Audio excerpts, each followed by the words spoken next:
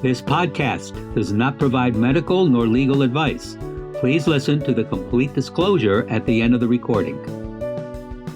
Hello, everyone, and welcome to Everyone Dies, the podcast where we talk about serious illness, dying, death, and bereavement. I'm Marianne Matzo, a nurse practitioner, and I use my experience from working as a nurse for 44 years to help answer your questions about what happens at the end of life. And I'm Charlie Navarrete, an actor in New York City, and here to field questions you may have, such as, we don't need a will, right? I mean, it's just me and the wife. Well, when one of you dies and there is no will, your local government and likely your state government will investigate to confirm that. The remaining spouse will have to pay a lawyer for that investigation. It will take you more time and money if you are not married. So get a will. Make plans for the end of your life. Well. So. Yes. Please relax, get yourself something to eat and drink, and thank you for spending the next hour with Charlie and me as we talk about caregiving for a loved one who has dementia and how that changes your relationship with them. In the first half, Charlie talks about wearing black to a funeral, and I have our recipe of the week. In the second half, I have part 2 of my interview series with Michael Porter, where we talk about the effect caregiving has on the marital relationship. And in our third half, Charlie has sort of kind of a poem-ish. Right? So, I'm continuing our recipes from famous people by sharing the recipe for Mamie Eisenhower's chocolate fudge. It's also known as $1 Million Fudge, and this ultra-rich, creamy, and sweet fudge is a snack to make. With the help of some grocery store shortcuts and a few short steps, you will have a swoon-worthy dessert to take to your next funeral lunch. 34th presidentially approved. Excellent. So Charlie, yes. Something about black? Yes. Funerals? Clothes? Clothes, funerals, black associated with death. Oh! Oh, my. You know what I just remembered? No. This is season 4. Actually, last week started season 4, and we never acknowledged it. And I almost never acknowledged it just now. So I have my bell. Cowbell? We need more cowbell. Because I keep it with me. Oh, yeah. That was from that Saturday Night Live skit with Christopher Walken. It's like, cowbell? Yeah. We need more cowbell. Need more cowbell. Yes. Oh my God, Marianne. The beginning of year 4. This is like, holy smoke. Where'd the last 3 years go? Behind us. to the rear. Well. And you know, this started just when COVID started. You know, how appropriate. And I can remember when we started, I got a message from somebody on Facebook who said that really it was tone deaf of me to talk about death when COVID was going on. When people were dying? Yeah, that's really tone deaf. Yeah. And I thought, seems to me like it's like the perfect time to be chatting about this. Absolutely. So there you are. I don't know where that woman is now, but we're still here. Yep. So why do we wear black at funerals? I don't know. Let me tell you about it. According to artist and professor F. Edward Hume, since the 6th century, black has been utilized in the Christian church for a suggestion of the spiritual darkness of the soul. By the 14th century, it was widely associated with death. What set black apart and solidified its status as the shade of mourning by Elizabeth I's funeral in 1603 was its expense. Creating the right black from specific roots, herbs, and flower petals cost a pretty penny. Black-clad funerals were political theater, intended not just to console the bereaved, but to put on a show so over the top that it established a cultural split between commoners and the ruling class. Funerals were the red carpets of the day, and just like today's red carpets, unattainable for common folk. For hundreds of years, it was illegal for commoners to wear certain colors and fabrics. England and much of Europe had laws dictating that the colors and fabrics people could wear would be based on rank in society. This made one's social status evident at first sight. Laborers were permitted to wear linens and most lower quality wools, but not embroidered silk, satin, finer furs, certain buttons, and threads of gold, purple, and silver. Supervisors of aristocratic funerals had to make sure that no social climbing upstart families displayed arms or carried out grand funerals to which they were not entitled. Oh, snap. An English proclamation banned devising any new forms of apparel. So people were fined for wearing mourning clothing above their social class. But ordinary citizens with a strong feeling for greatness repeatedly broke the laws and just paid the fines. By the 19th century, production of cloth and the growth of synthetic dyes, which made the color black cheaper to produce, helped businessmen see dollar signs in death. One entrepreneur turned mourning clothing into some of the first mass-produced fast fashion by opening Jay's London General Mourning Warehouse in 1841. Competing shops sprang up. These entrepreneurs helped create an entire industry around death. Etiquette guides of the time defined distinct mourning periods, such as a man could avoid social scrutiny by wearing all black for 3 months following the death of his wife. Widows, however, were required to visibly mourn in a black dress for 2.5 years. Jay's Mourning Warehouse and other stores incessantly advertised the latest mourning fashions so that no self-respecting Victorian would be caught dead in last season's outfit. When Queen Elizabeth's husband died, she wore all black all the time for 40 years until she died. Much of the show of wealth and luxury of the Victorian period, intended to impress or attract notice, died with her. World War I, working in factories, and the Great Depression put more nails in the coffin regarding the number of days women remained dressed in black. In 1926, clothing designer Coco Chanel, who observed, "A woman can be overdressed, but never over-elegant," created the little black dress, which became a staple of late afternoon and cocktail hours. I wonder what time it is. Making it fashionable to use the color on any occasion. Audrey Hepburn made the dress famous in the film Breakfast at Tiffany's. The all-black outfit evolved into broader worlds of fashion, including punk and goth subcultures. Black at a funeral is as common as ice cream in July, and just as temporary. The TV show Ted Lasso observed, "Funerals are weird. They're like a party, but for sad people, where everyone knows they have to go and be sad.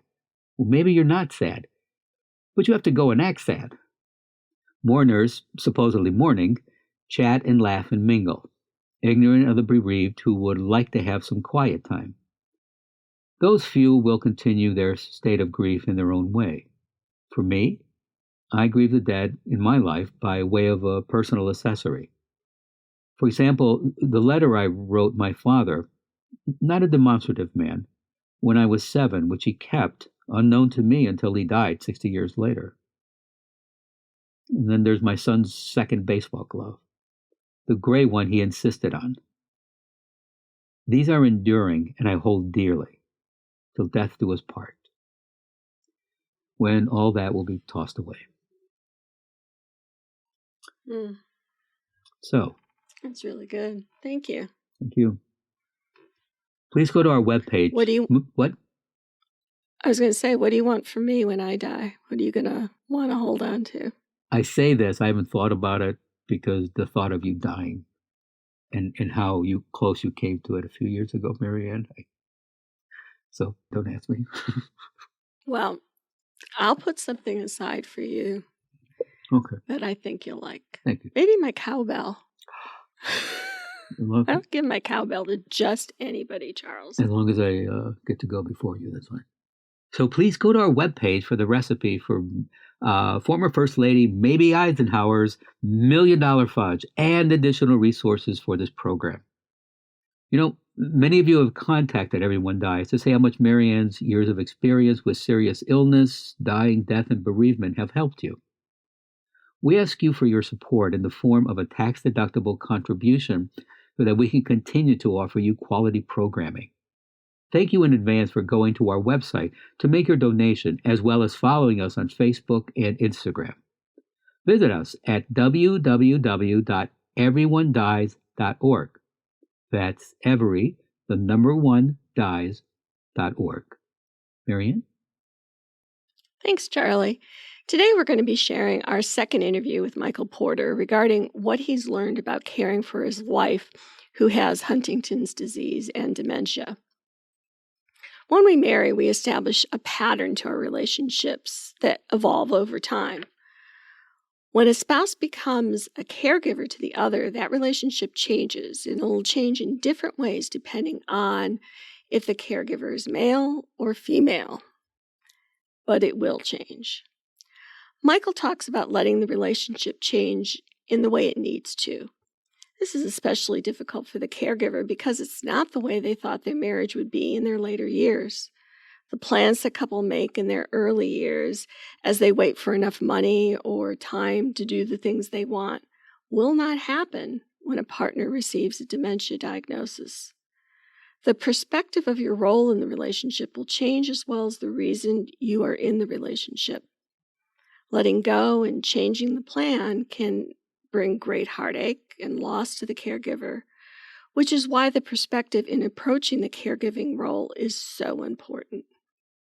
So, here's my chat with Michael.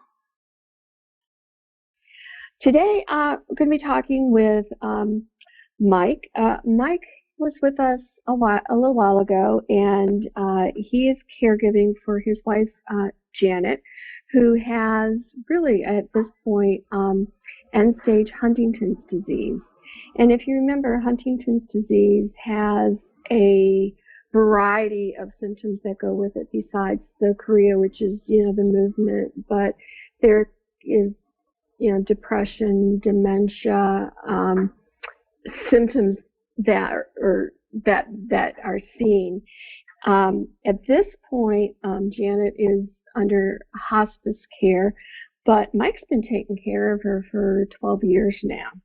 And so we thought that it would be good to do a chat about caregiving for someone with dementia and how to handle certain situations. And Mike makes a great point. He talks about how there's, very concrete ways that people tell you how to do physical care. But the moving target is always the emotional response. How do you deal with questions or comments or other kinds of issues that come up? So welcome back, Mike. I'm so pleased that you're willing to talk with us again. I have a feeling that you might be a regular for us because you're so you're so articulate and knowledgeable about the ins and outs of this care. And I think that people who are caregivers really need to be able to listen to how do people do it, or what are some techniques or things to know. So you were just starting to tell me that you were reading about a woman was asking a question. So what was the question she was asking?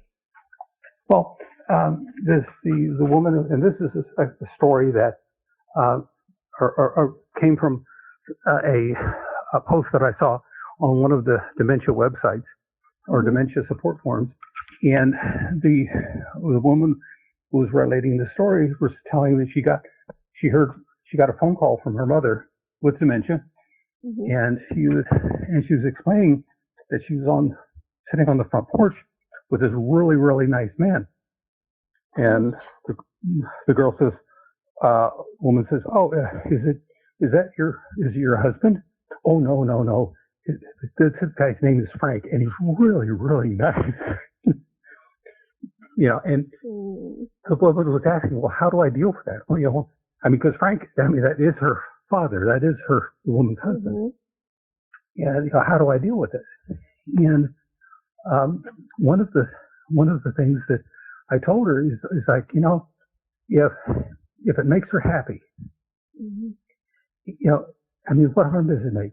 I mean, maybe best case is for, a few weeks until this phase passes. It gives your mother a chance to fall in love with your father again and again and again and again. And it's not a bad thing, If it makes them happy, fine. Don't sweat it. Right. And it's these kinds of things that I think that there needs to more general education among with caregivers, telling them, how do you deal with this kind of stuff? Because people, they see things happening like that and they get confused and they get upset and they get worried, and it's like, well, how do I deal with this? What do I say? What do I say when mom doesn't recognize her husband anymore, but she thinks she's falling for him?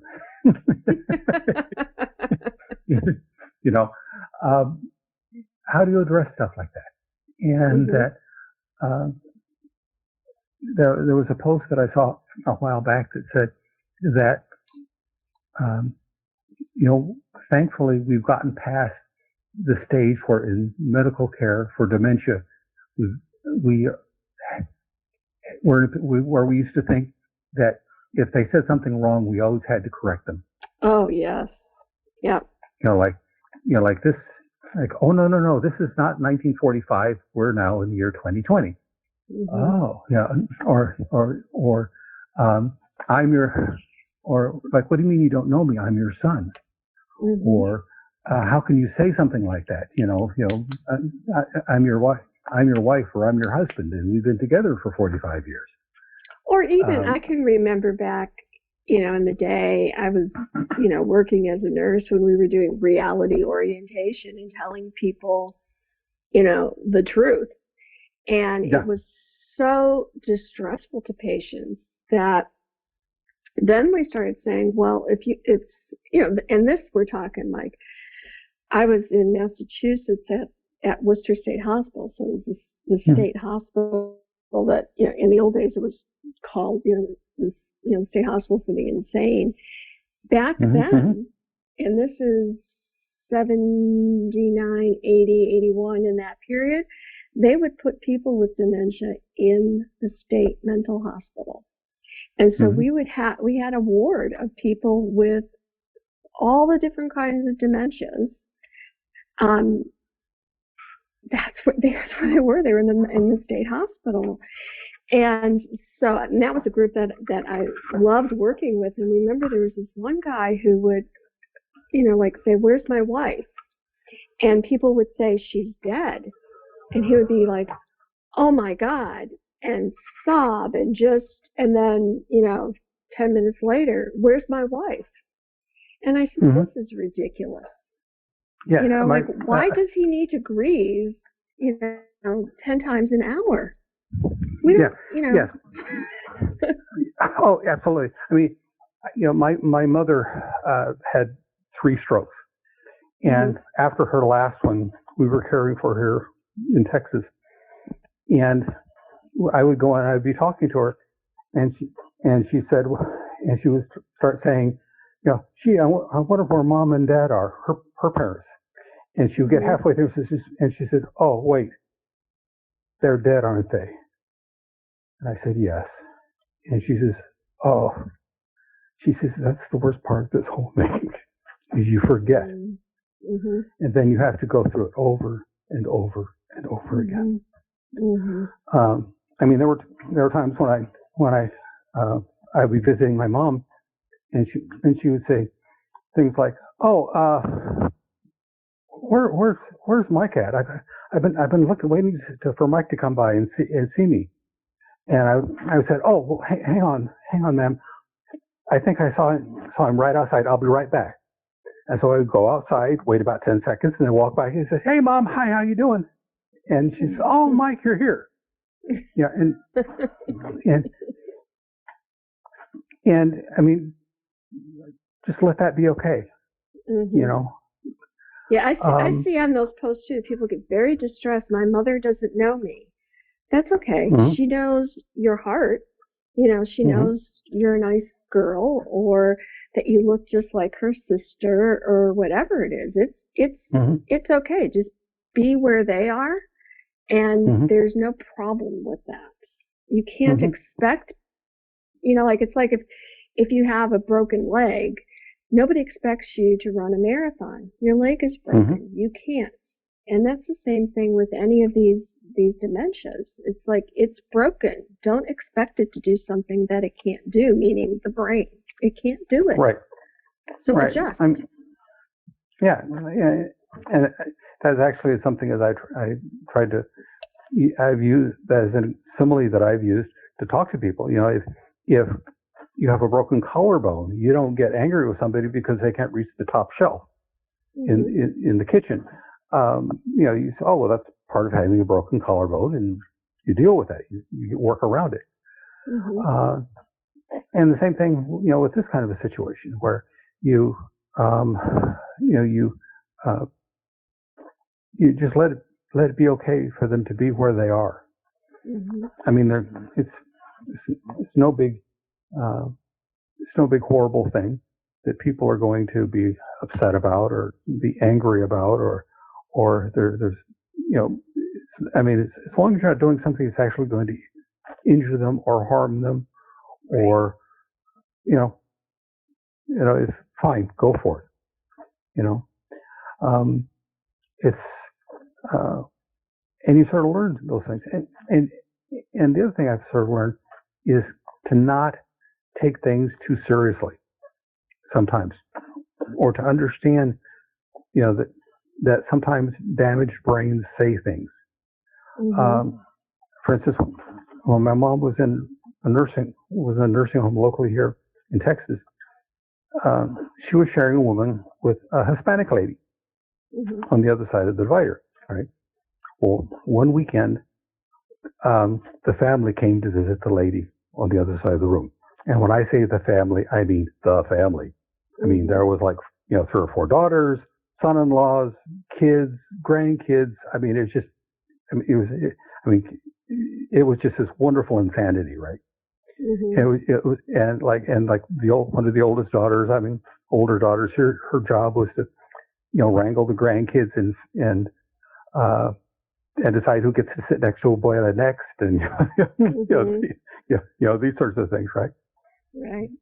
Well, my mom, she's just recovering from this stroke.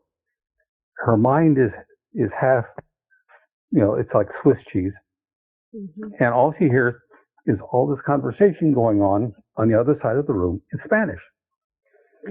And so her injured mind puts 2 and 2 together and comes up with 5, and decides I must have been on a trip and I got into an accident and now I'm in a hospital and they're with these Mexican people and they're going to make me pay for their hospital. Where all that came from, I have no idea. Okay. Yeah. And so she starts getting upset. And she starts saying these most horrible, racist sorts of things, right? And my mom's yelling, and the lady on the other side of the room is yelling, you know, in Spanish. And finally, as you know, at one point, the oldest daughter starts to go out to do something, and I stop her in the hallway, and I says, "Man, you know, I'm sorry. I really feel like I need to apologize for my mother. I mean, she's just had a stroke. She's hurt mentally. She's in a horrible shape. She doesn't know what she's saying. You have to believe this is not the woman I grew up with." Okay. And the daughter, she just started laughing. And I said, "Why, what's the matter?" She says, "And here I was over there, you know, worrying that you spoke Spanish."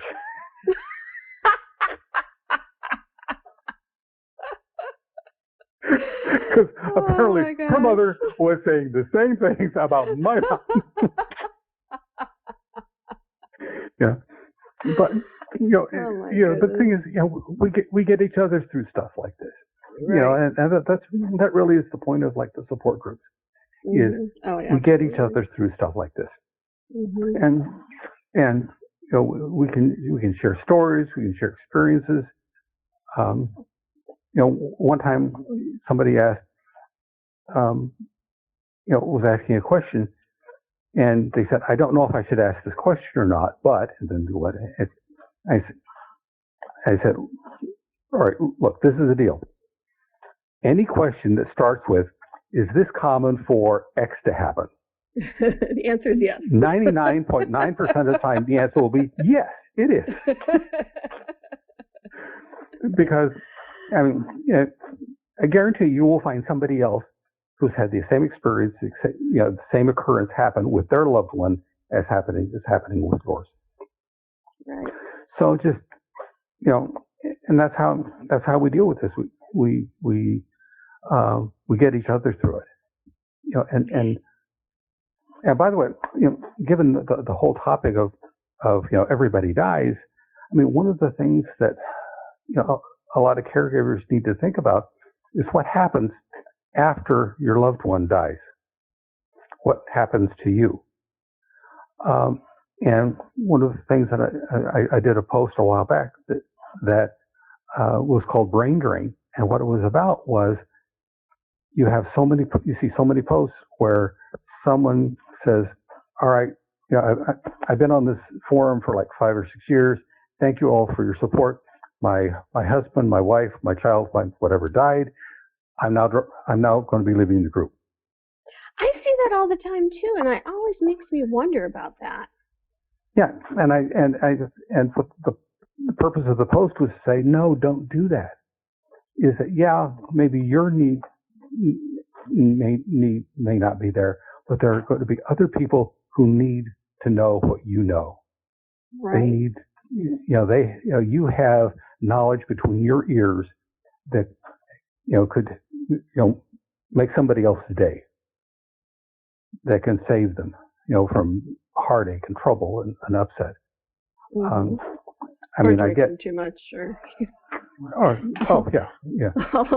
Eating to all the things that just because the hardest job you'll ever have is that 24-hour caregiver of a parent or a spouse. It's sort of like, it's not how really it's supposed to be, and yet that's how it is. And mm-hmm. how do you get through that? People struggle mm-hmm. with, is this really how I want to spend my life? Because mm-hmm. in some situations you don't really know how long is this going to go on. Yeah. Yeah. Oh yeah. It's like, Janet, the first time a year ago, it was almost exactly a year ago, she said, I've decided I'm tired of this disease. I'm not going to eat anymore. I'm just going to let myself go. That was a year ago. Mm-hmm. And then she changed her mind and she didn't. And it was, but the point is that over the past year, there have been 4 or 5 specific cases where she said, all right, that's enough. I'm just going to stop eating. And I'm not going to eat anymore, and I'm just going to go. I'm going to die. I'm going to go be with God. Mm-hmm. And then sometimes it doesn't happen because one thing or another intervenes, or as it turns out, dying, I guess, is a lot harder than it would appear. Well, it doesn't come. If you stop eating and drinking, it's not like then the next day you're dead. And we've done a podcast about this. It can be 3 or 4 days, or it could be 3 weeks. It's so incredibly variable. Yeah, and it's like I can remember in Boy Scouts, you don't eat and you can survive 2 or 3 weeks. If you don't drink, now you're down to about 48 hours. But that's if your body is healthy. Right. So and that's you can't look at sort of what you learned in Boy Scouts, or what people will Google and say, okay, how long can you go without eating and drinking? Because they're giving you those numbers based on a healthy body. Right, and having different. Sort of semi-normal levels of activity. Right. If someone, is immobile, lying in bed, they're going to last a whale of a lot longer not eating than somebody who has to get up and go to work every day. And, and people will also say, well, it's so uncomfortable for people not to be able to eat. And, it's uncomfortable for me not to be able to eat and drink, and probably for you, Mike, but we're healthy. And we, if we were at the very end of our life, it's not uncomfortable. The body has a mechanism within it where, when you go into that ketotic state, when you haven't eaten and drunk fluids for a while, natural opioids are released. So your body is very, very comfortable. It's not an uncomfortable way to die if you're at the end of your natural life. You and I who are healthy, and many of our listeners are healthy, don't make me go more than 2 hours, please. But our bodies are different because we have some health left in us. So those kinds of things, it's like I always feel very compelled to let's talk about what really happens with that.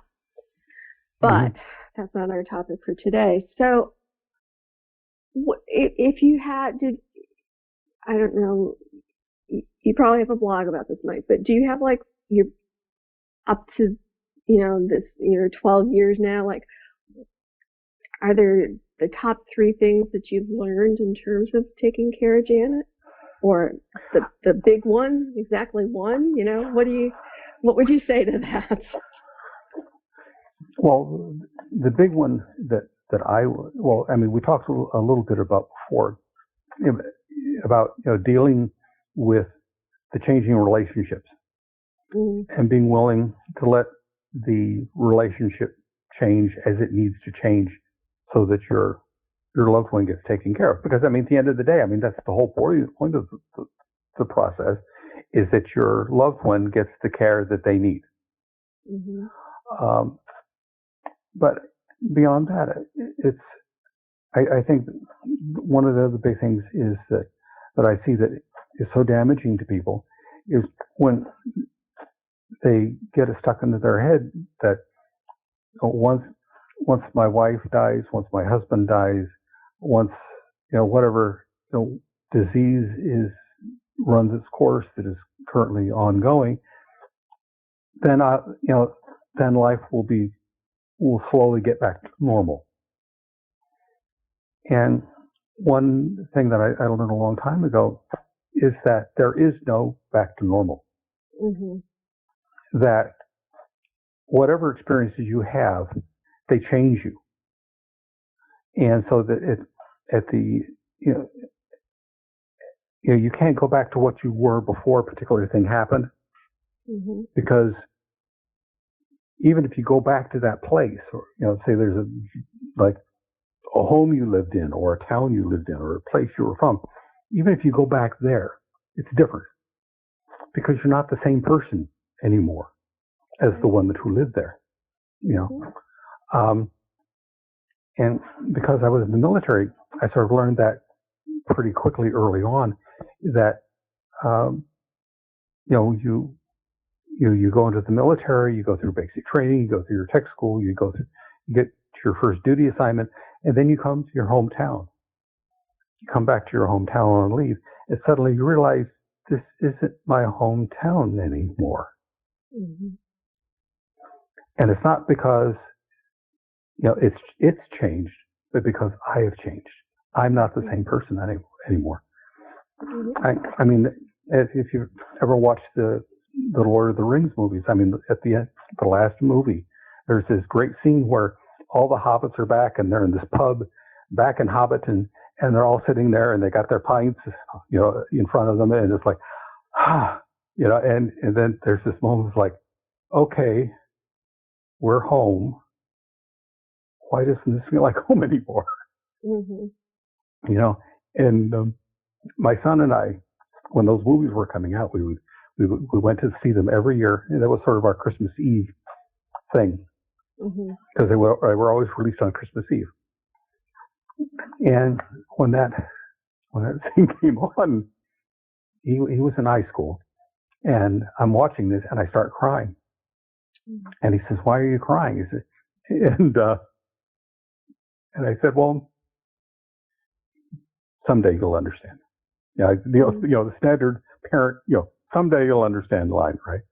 Yeah. Well, my son went to VMI, Virginia Military in Virginia, took his commission in the Army, and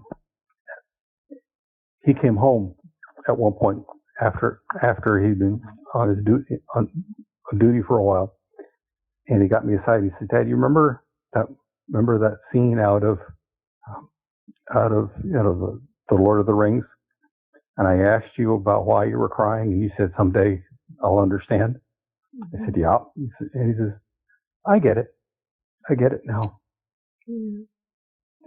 Because you go through things. Well, you always are changed. You come out different on the other side, Right. and that, and the bigger truth, the more fundamental truth is, there's a reason for you to be there.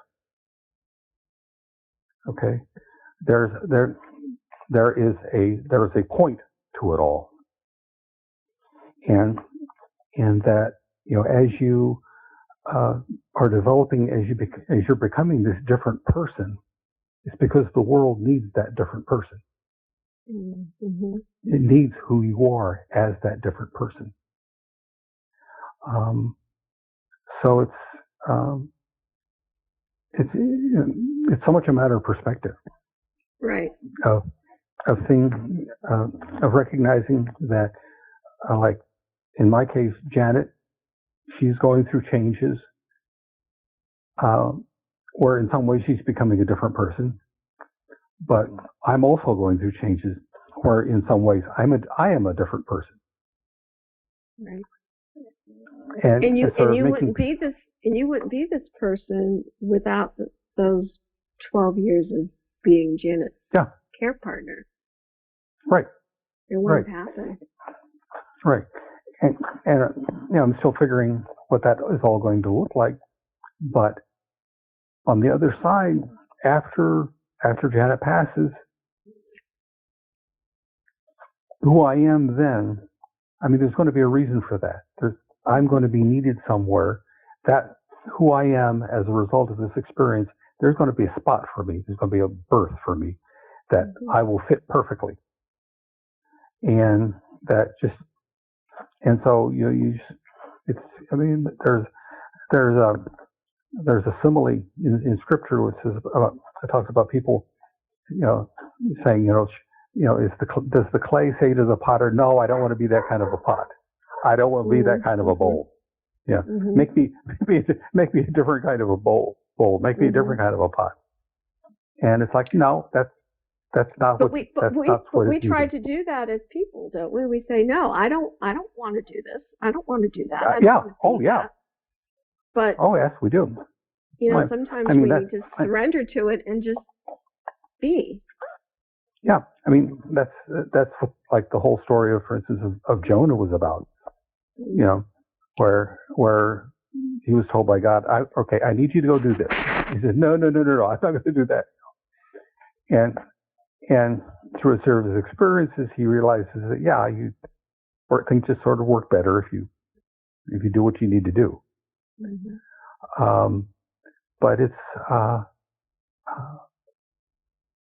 so I mean that's the big thing is to just realize that the relationship you had once doesn't exist anymore. Right.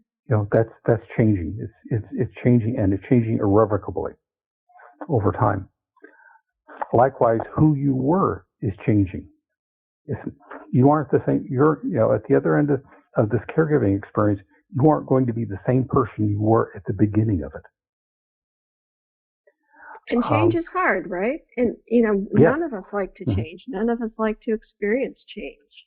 And yet we do.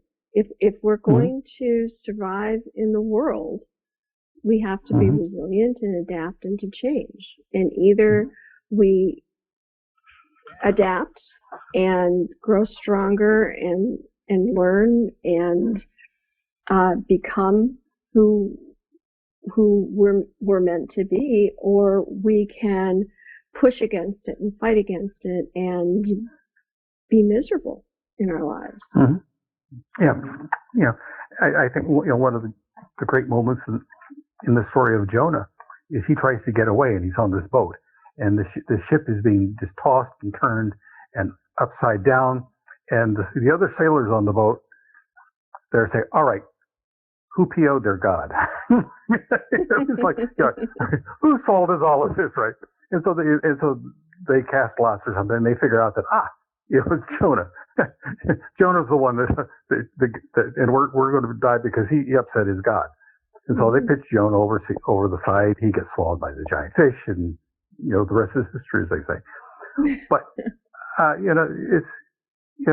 that there's a point where you have to realize that in the very best of ways, I mean, we are not, you're not the only person in the world. Right. I mean, you're one piece in this incomprehensibly complex thing. It's like, and that I have no idea how this is all going to work out. And here on Earth, I may never know how it's all going to work out. Exactly.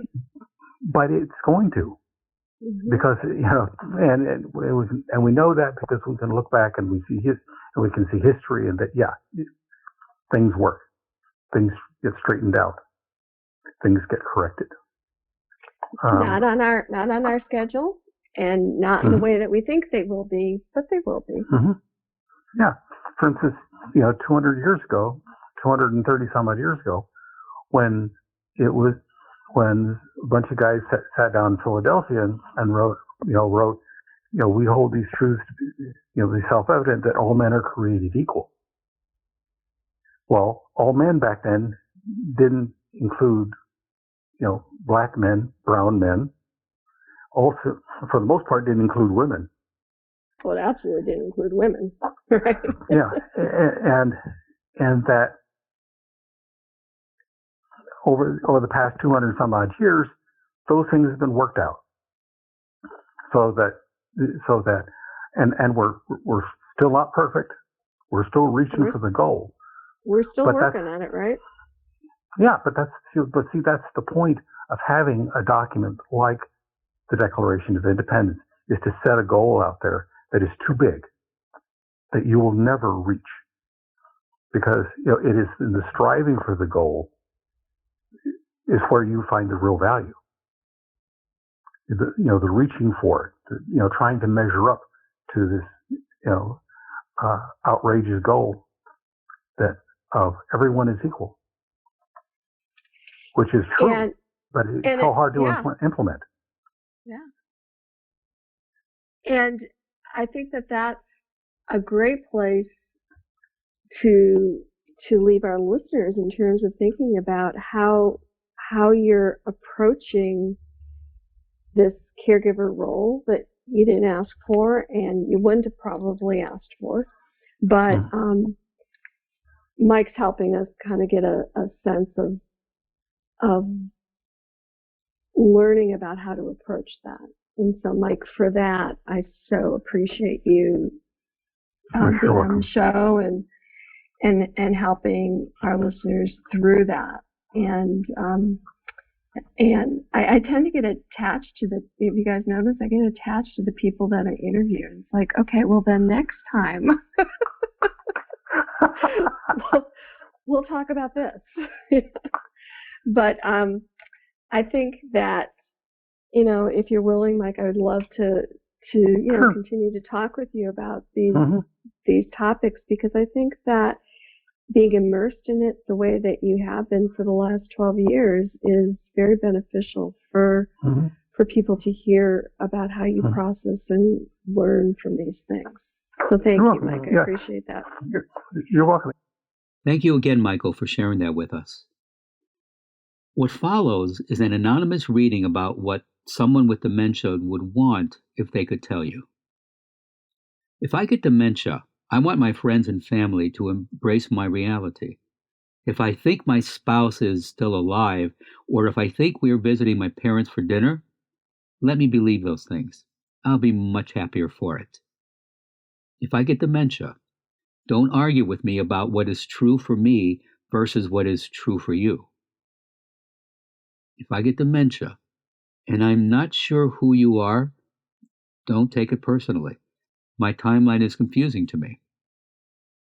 If I get dementia and can no longer use utensils, do not start feeding me. Instead, switch me to a finger food diet and see if I can still feed myself. If I get dementia and I am sad or anxious, hold my hand and listen. Do not tell me that my feelings are unfounded. If I get dementia, I don't want to be treated like a child. Talk to me like the adult that I am. If I get dementia, I still want to enjoy the things that I've always enjoyed. Help me find a way to exercise, read, and visit with friends. If I get dementia, ask me to tell you a story from my past. If I get dementia and I become agitated, take the time to figure out what is bothering me. If I get dementia, treat me the way that you would want to be treated. If I get dementia, make sure there are plenty of snacks for me in the house. Even though if I don't eat, I get angry, and if I have dementia, I may have trouble explaining what I need. If I get dementia, don't talk about me as if I'm not in the room. If I get dementia, don't feel guilty if you cannot care for me 24 hours a day, 7 days a week. It's not your fault, and you've done your best. Find someone who can help you, or choose a great new place for me to live. If I get dementia, and I live in a dementia care community, please visit me often. If I get dementia, don't act frustrated if I mix up names, events, or places. Take a deep breath. It's not my fault. If I get dementia, make sure I always have my favorite music playing within earshot. If I get dementia and I like to pick up items and carry them around, help me return those items to their original place. If I get dementia, don't exclude me from parties and family gatherings. If I get dementia, know that I still like receiving hugs or handshakes.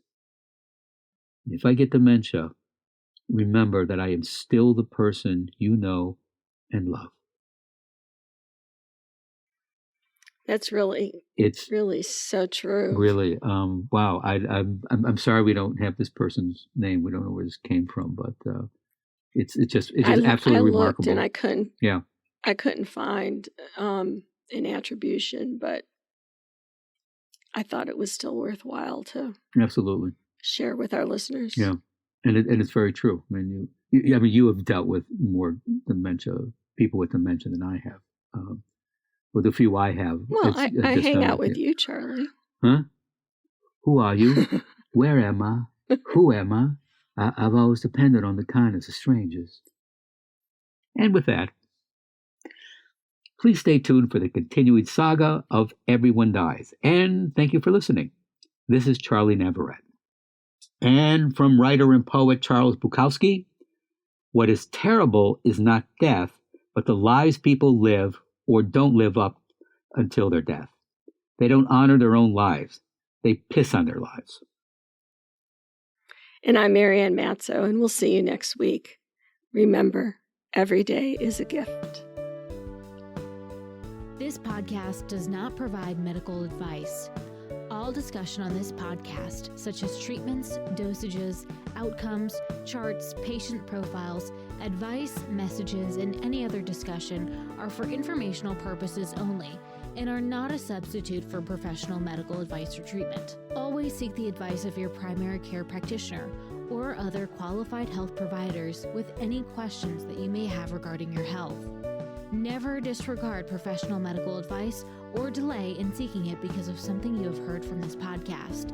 If you think you may have a medical emergency, call your doctor or 911 immediately.